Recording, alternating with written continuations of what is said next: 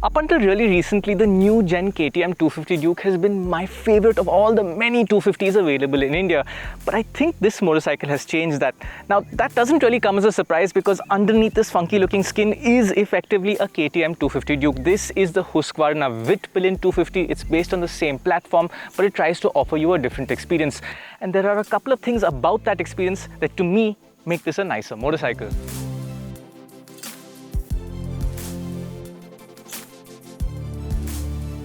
The first of them is the way this thing looks. Now, the KTMs are really stylish, attractive looking motorcycles, but you either belong in one of two camps. You love them or you really don't.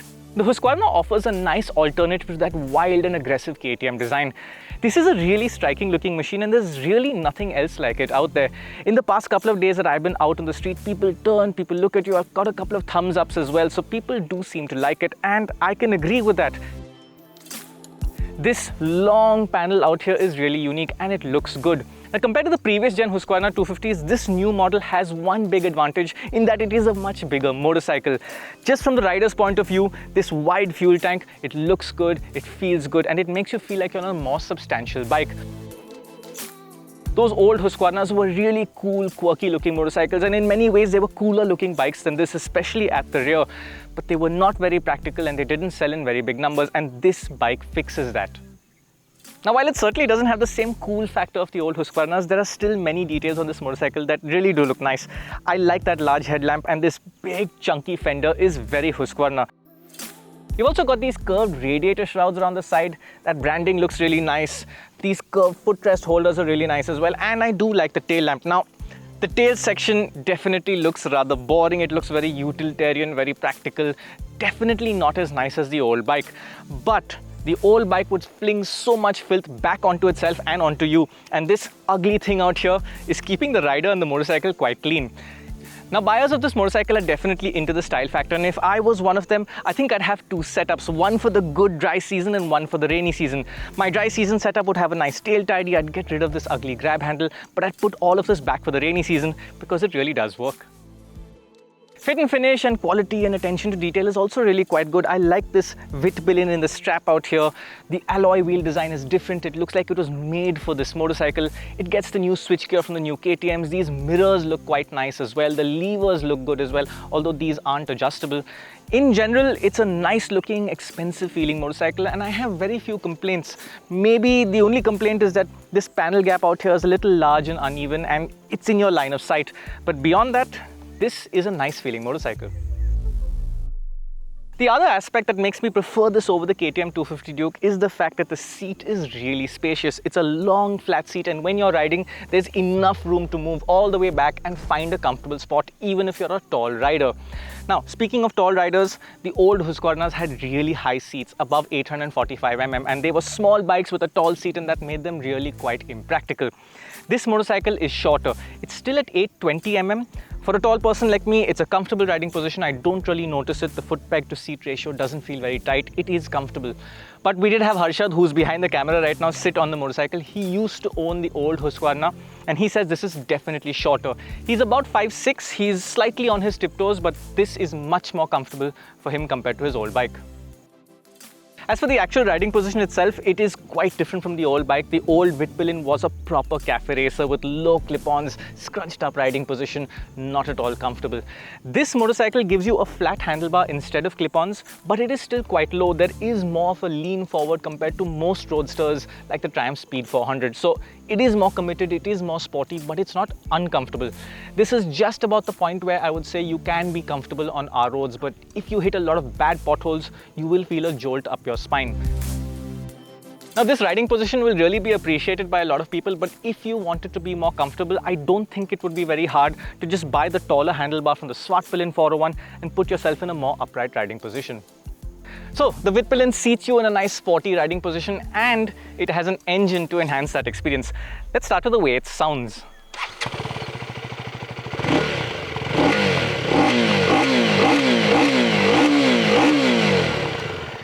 That is a properly KTM aggressive brappy sound, and there's a nice intake sound as well when you're riding the bike, which only enhances the experience.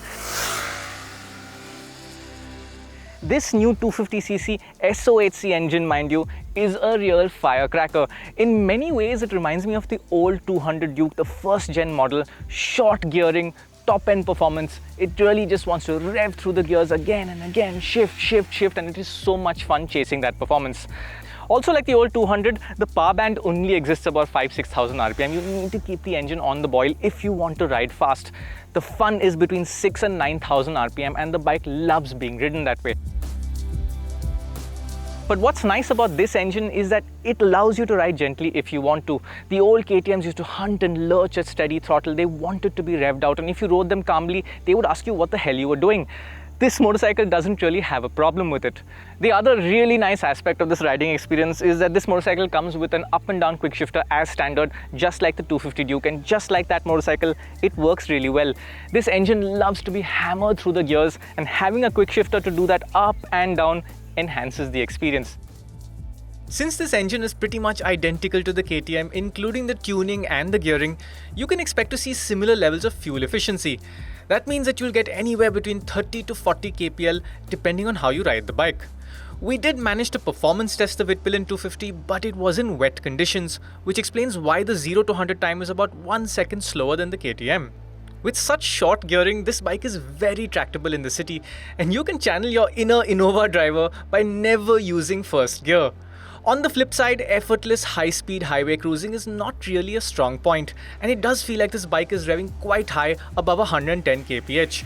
Although you will get to see an indicated top speed of just over 150 on the LCD display. That display has a clean and easy to use layout, but there is a negative because unlike the KTM, you don't get Bluetooth connectivity here. In terms of rider assist, this motorcycle keeps it fairly simple. It's just like the 250 Duke in that you get dual channel ABS and you can turn off the ABS at the rear. Like the 250 Duke, what I really like is that if you turn it off from the display, the bike remembers that and will not turn it back on until you choose to do so.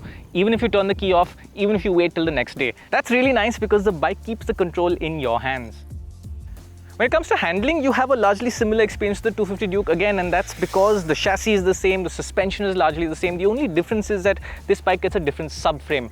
As far as weight goes, it's a little heavier than the 250 Duke by 1 kilo, but the catch is that this bike has a smaller fuel tank. It's about 13.5 liters, while the KTM has a 15-liter fuel tank. Nevertheless, it's really good fun to ride. The brakes are surprisingly good. They're more than enough for this sort of performance. The suspension is good as well.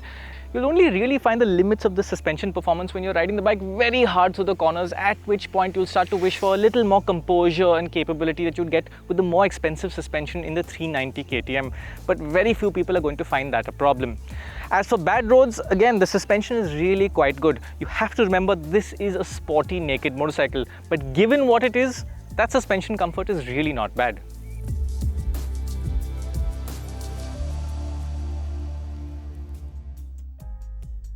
So here's how we're going to sum up the Vitpilen 250. Now, first of all, this is a far more appealing motorcycle than the one it replaces.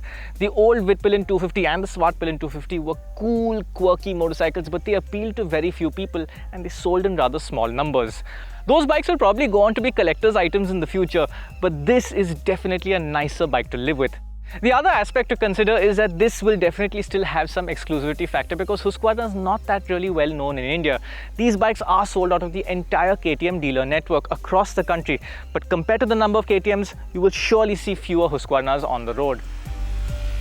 Finally, there is the price. Now, at 2.2 lakh rupees ex-showroom, this bike is actually 20,000 rupees less than the KTM 250 Duke, and I really don't think you're losing out on anything for the experience.